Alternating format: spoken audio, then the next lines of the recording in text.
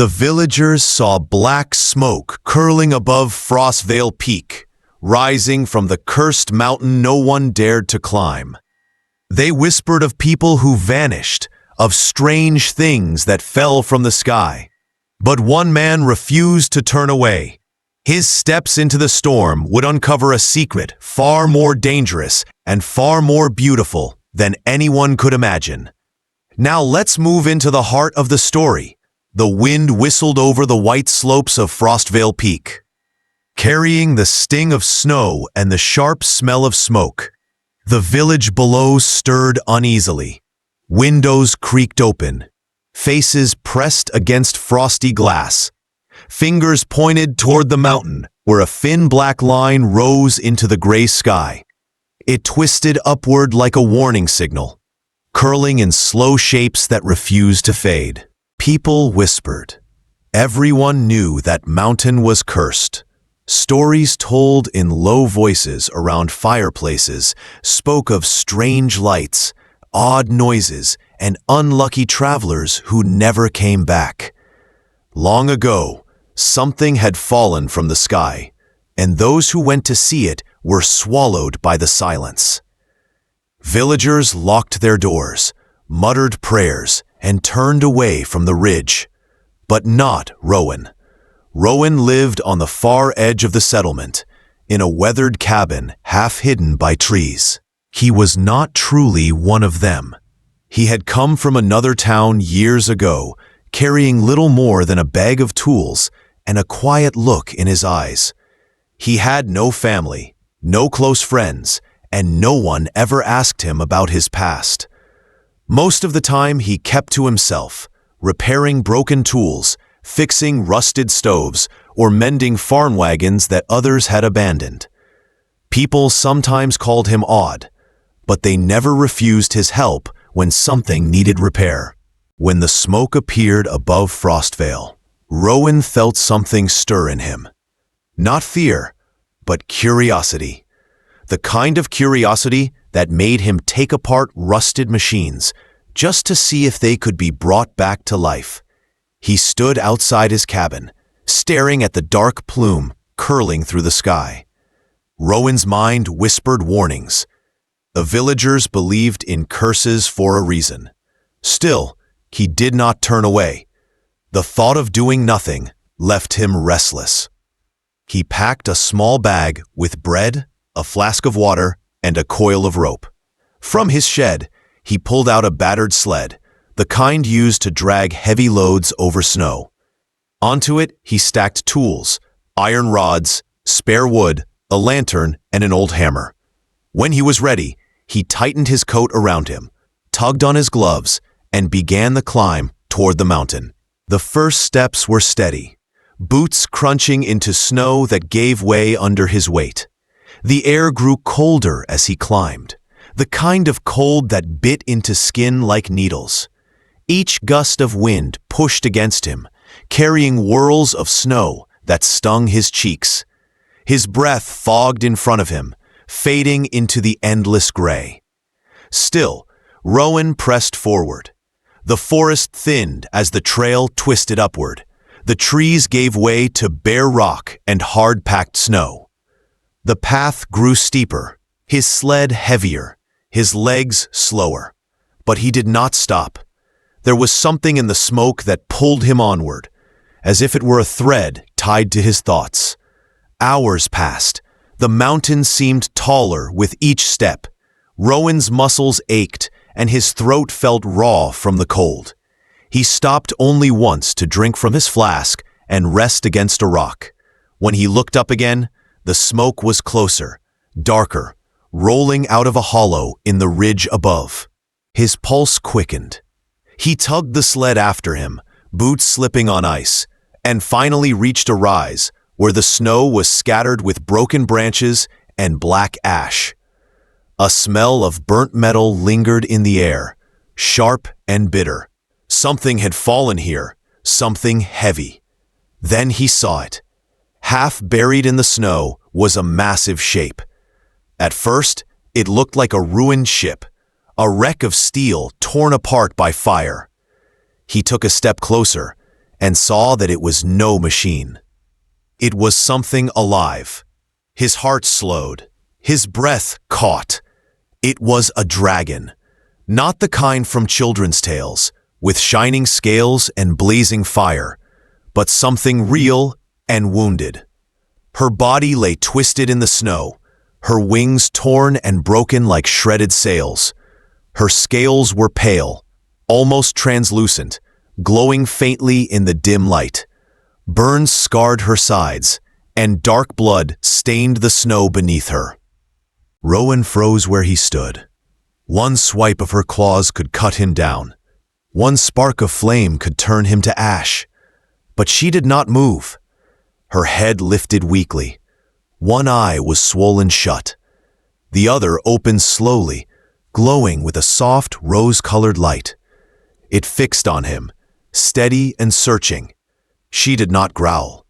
She did not bare her teeth. She only looked at him, breathing slow and ragged. Rowan felt the weight of the moment. He should turn back, he told himself. He should run down the mountain, warn the village, and never return. But his feet did not move. Instead, he let go of the sled and stepped closer. His breath puffed white into the air as he knelt down. For a long moment, man and dragon watched each other, silent in the snow. Rowan reached into his bag and pulled out his flask of water.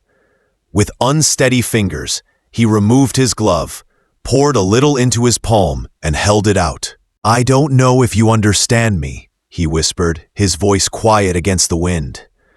"But you look like you need this." The dragon tilted her head. Her breath rattled. Slowly, carefully, she lowered her snout toward his hand. Her tongue, rough and hot, touched his skin as she drank the water. Snowflakes fell between them, quiet and endless. For the first time in years, Rowan felt something shift in his chest, something worn and strange. He had no idea what he had just begun. Rowan stayed kneeling in the snow, his hands still trembling from the touch of the dragon's tongue. She had not harmed him. She had not even hissed. Instead, she had taken the water as if it were the most natural thing in the world. The world felt hushed around them, as though the mountain itself held its breath. For a long while, Rowan simply watched her. Her sides rose and fell with uneven breaths. Her wings twitched slightly, broken membranes hanging like torn cloth. Every inch of her body bore marks of pain, bruises, burns, cuts that had never been cared for. Something inside him stirred. Not pity, not fear, but recognition. He knew what it meant to be damaged, to be left behind with no one to help. Rowan whispered to himself, almost too soft for even the wind to hear. "You can't stay out here. You'll die if you do." The dragon blinked, her glowing eye fixed on him, as if she understood every word. Rowan rose to his feet, brushing snow from his coat. He went to the sled, pulling out rods, rope, and scraps of wood. His hands moved with steady purpose. He had built things his whole life, fixed what others called useless. Now, in the middle of a storm, he began building again, not a machine, but a frame, something strong enough to carry her. The dragon's gaze followed him, her breaths shallow, yet her silence heavy with questions. The wind screamed around the ridge. The daylight began to fade, leaving the world in cold shades of gray. Rowan worked faster, sweat dampening his back despite the freezing air. His fingers grew numb, but he did not stop. At last, a rough sled, large enough to hold her shape, stood ready. Rowan wiped his brow and stepped toward her. "This will hurt," he said softly, though he did not know if she understood. "But I'll try to be gentle." He placed the ropes beneath her body, wincing as she groaned at the movement. Slowly, with all the strength he could muster, he rolled her heavy form onto the makeshift sled. Each push strained his muscles. Each tug tore at his breath. The dragon did not fight. She only groaned once more, then lowered her head onto the wood, her eye still locked on him. When he finally secured her with rope and covered her body with spare blankets, Rowan's arms shook with exhaustion. But when he saw the faint shimmer of her scales in the dim light, he felt a quiet spark of determination. He began pulling the sled down the mountain. Step by step, his boots crunched against snow. Each pull made his muscles scream, yet he leaned forward, forcing himself onward. Behind him, the dragon lay silent, wrapped in cloth, her breath fogging in the cold air. The climb down was far harder than the climb up. The wind grew sharper, the darkness pressed close. Still, he dragged the sled, his breaths ragged, his skin raw. Sometimes he looked back. Her swollen eye remained open, watching him, not with fury, not with hunger, but with something softer, something he could not name. The night deepened. Rowan paused only once to drink a sip of water, his throat dry. He sat in the snow beside her, his body trembling from cold and strain. For a moment, silence filled the ridge. Then he heard her voice. It was weak, rough, like metal scraping against stone. Only one word escaped her lips. Why? Rowan froze, staring at her. The sound was no growl, no roar, but speech. Broken, trembling, but real.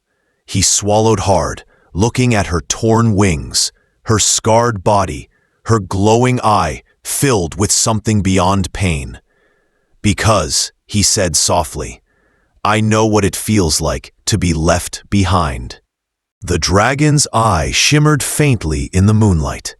She made no reply, but her breathing slowed, no longer so frantic. Rowan pulled the sled again, step after step, until the ridge leveled out and the dark shape of his cabin came into view.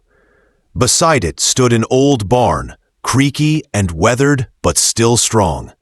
Almost there, he whispered, though he doubted she could hear him through her haze of pain.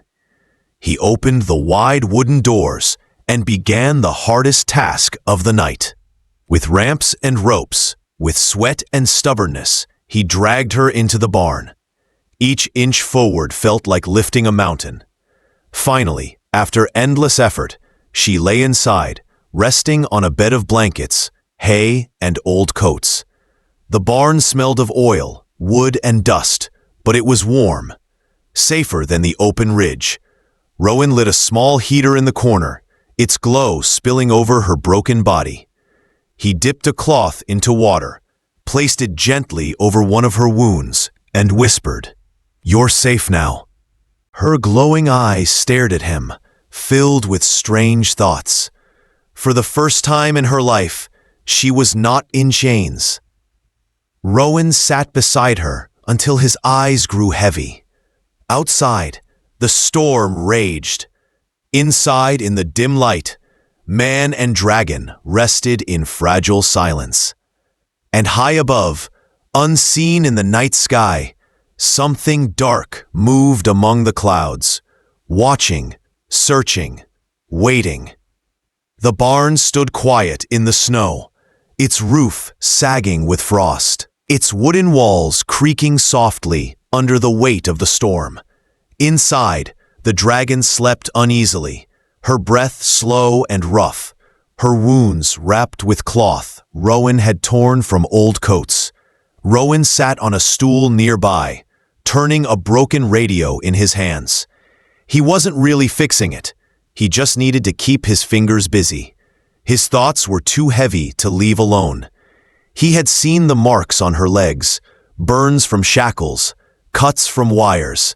Someone had hurt her, someone who believed she was nothing more than a tool.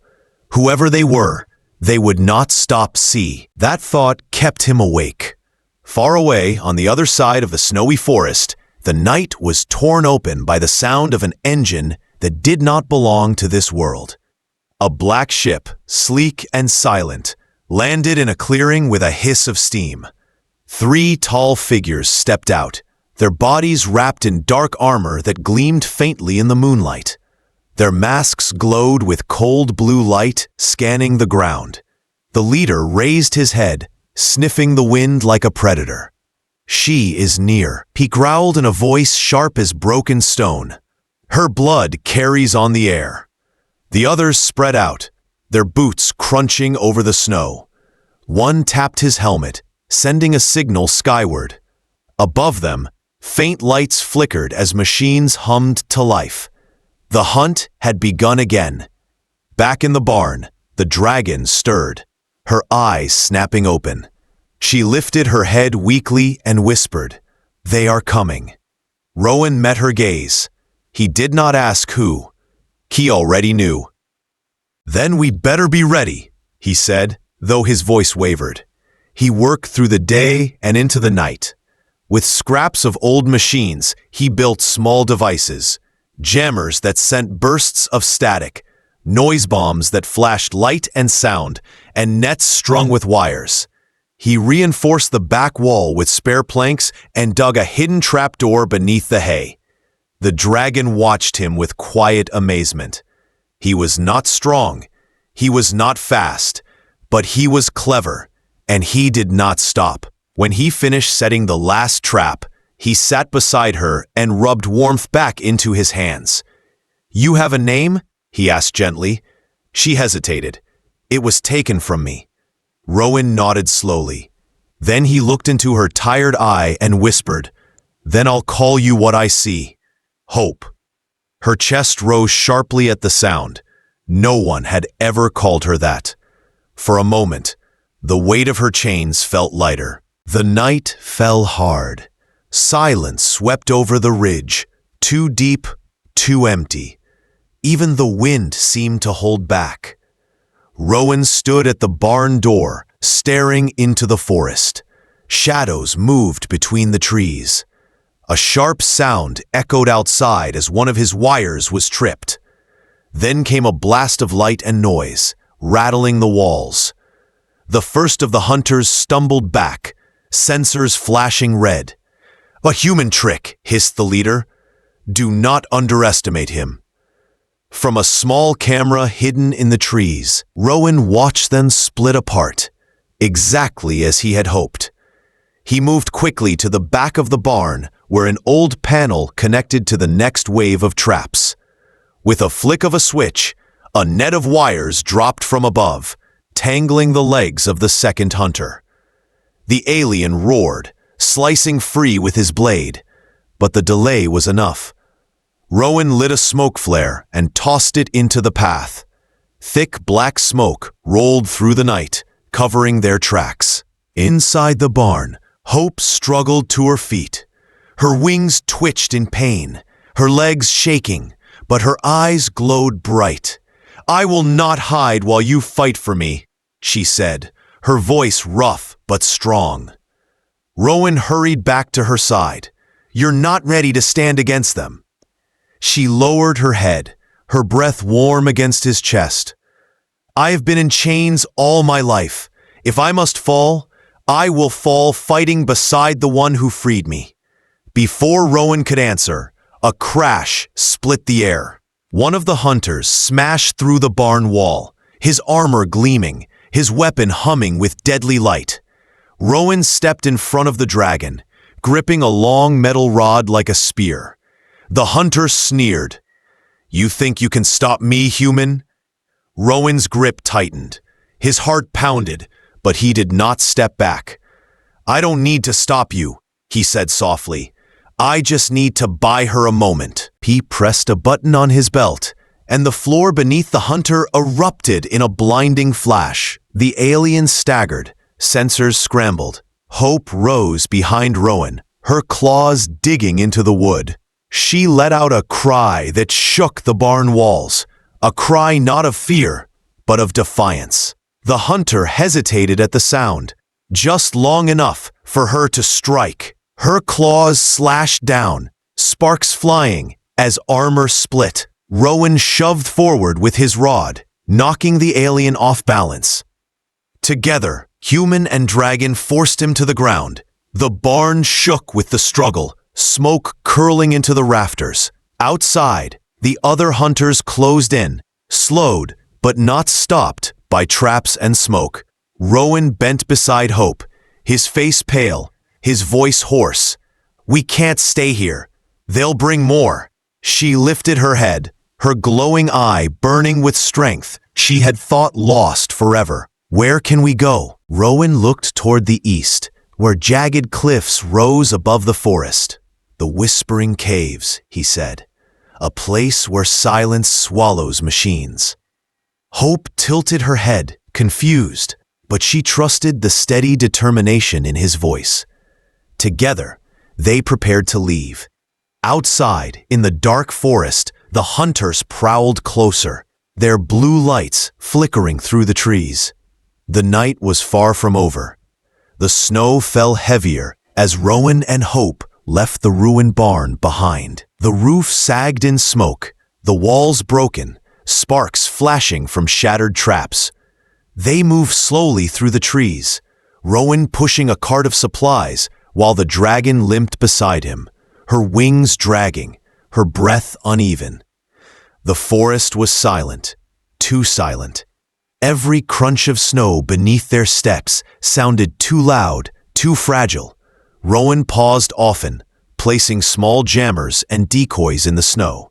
He knew they would not hold off the hunters forever, but every moment of confusion mattered. Hours passed until they reached a cliff where steam drifted from cracks in the stone. Rowan led her down a narrow path, vines and frost covering the entrance to a hidden cave. From the outside, it looked like nothing, a shadow among rocks. But the moment they stepped inside, the air changed. The sound of the world seemed to vanish.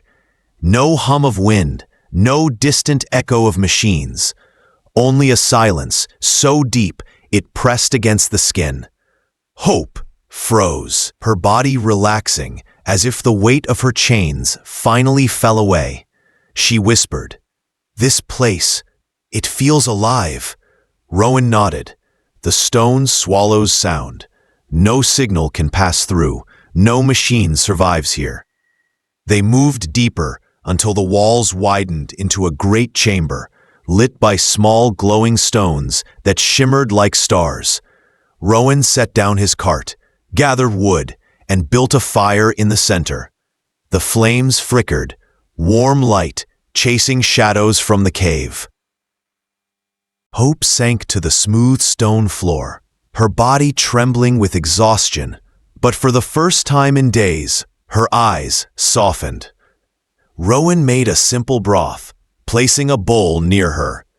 She sipped slowly, her rough tongue making the stone edge of the bowl scrape faintly.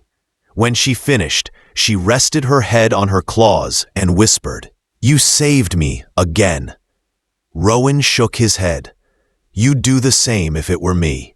Hope stared at him, uncertain how to answer. No one had ever spoken to her that way. No one had seen her as anything but a prize or a weapon. For 2 days, they rested. Rowan tended to her wounds with herbs, cleaned her cuts, and sat nearby when she shook from nightmares. Hope watched him fix small machines with gentle hands, and though she did not understand his work, she understood the kindness in every movement. But peace never lasts forever. Outside the caves, the hunters searched the forest. Their scanners failed, their drones dropped lifeless from the sky, and frustration boiled beneath their armor. "They are here," the leader snarled. "Inside the stone. Prepare to enter." By evening, the glow of their weapons lit the cliffs as they climbed down with ropes and claws. Inside the cave, Rowan tightened the last of his traps along the entrance.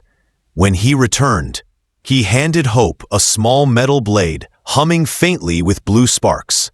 "It's a stun knife," he said. "Don't touch the edge." She tilted her head. "I thought you said I wouldn't need to fight." Rowan's face was pale but steady. "That was before they followed us this far. Now we stand together." The first hunter stepped into the tunnel, his weapon raised. As soon as his boots crossed the stone, The light on his armor dimmed. "Systems are failing," he growled. The leader pushed forward. "She is worth too much, alive or dead." Rowan's first trap snapped to life. A wave of sound shaking the walls, dust pouring down. He lunged from the shadows with a rod wrapped in wires, striking the nearest hunter in the chest. Sparks burst. The alien staggered back. Hope surged forward, slashing with the stun blade. The weapon hissed as it tore through another's leg, dropping him to the ground. Her roar echoed through the chamber, a sound that shook the hunters to their bones. The cave filled with chaos. Weapons clashed, stone cracked, and dust clouded the air. Rowan moved fast, striking and vanishing into the dark corners of the cave. Hope fought like fire itself, her claws and tail hammering against armored bodies. One hunter grabbed her throat, forcing her against the wall. She gasped, her claws scraping uselessly against his armor. "Now!" Rowan shouted. Hope bit down hard, her teeth finding the weak point beneath his jaw. The hunter screamed, falling in sparks. The last remained, the leader. Taller, stronger, his armor glowing faintly in the dim firelight. He glared at them both with hatred. "A broken beast and a fragile man," he sneered. "You should have stayed in chains." Hope stepped forward, her body battered, her wings torn, but her eyes blazing. "I am not broken," she growled. "I am free." Rowan stood at her side, his voice firm, though his chest heaved with pain. "And she is stronger than you will ever be." The leader charged, blade raised. Hope swung her tail, knocking him off balance. Rowan struck from the side, his rod smashing into the back of the alien's knee. The leader dropped with a roar, and Hope drove the stun blade into his chest. Silence followed. The cave held its breath once more. The last hunter fell still, his weapon flickering out. Rowan dropped to his knees, blood on his sleeve, his breath ragged. Hope leaned down, nudging him gently. "You are hurt," she whispered. He gave a tired smile. "I've had worse." For a long moment, they sat by the fire, the shadows dancing around them. Days passed. They buried the hunters beyond the cliffs, silent under the snow. Then they built something new. Rowan shaped a shelter in one of the tunnels, walls lined with stone, a small garden sprouting from seeds he had saved. Hope cleared paths, carried wood, and helped as best she could. Her wings would never fly again, but she no longer mourned that loss. For the first time, she had something better than flight. She had peace. One morning, she stood at the cave's edge, looking at the rising sun. The wind brushed her scales, soft and warm. Rowan joined her, his coat flapping lightly. She turned to him and whispered, "When I crashed here, I thought I would die alone." He smiled at the horizon. "And now?" She looked at him, her voice steady. "Now I live." She bent her neck, touching his shoulder, gently with her snout. He met her gaze and said, "You're home now." For the first time in her long, broken life, she believed it.